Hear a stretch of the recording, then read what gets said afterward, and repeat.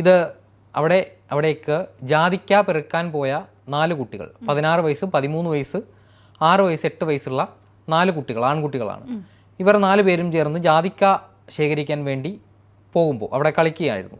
അതിനിടയിലാണ് ഈ മരപ്പൊത്തിൽ ഈ കുട്ടിയുടെ മൃതശരീരം കാണുന്നതും തുടർന്ന് ആ കുട്ടി ഒരു കുട്ടി അലറി വിളിച്ചുകൊണ്ട് ഓടുന്നു. മറ്റുള്ളവർ ആ ഒരു കാഴ്ച കാണാതെ പുറംതിരിഞ്ഞ് നേരെ മെയിൻ പാതയിലേക്ക് പോയി അവിടെ ഒരാളെ അറിയിക്കുന്നു. പിന്നീടാണ് അവിടേക്ക് ആൾ കൂടുന്നത്.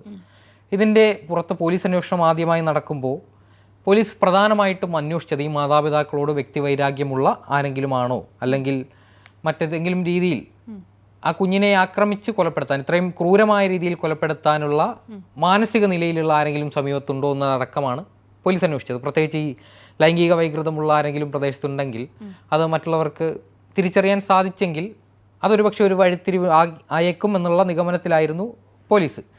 ഇതുകൂടാതെ ആ ഒരു പ്രദേശം എന്ന് പറയുന്നത് കുമളിയിലെ ഒരു വിദൂര പ്രദേശമാണ്. ഇവിടേക്ക് പോലീസ് വണ്ടി അടക്കം കടന്നു ചെല്ലാൻ പറ്റുന്ന സാഹചര്യമില്ല. നമ്മൾ നേരത്തെ പറഞ്ഞ പോലെ ഇൻക്വസ്റ്റ് അടക്കം വൈകിയത് ഇത്തരത്തിലുള്ള പരിമിതികൾ കൊണ്ടാണ്.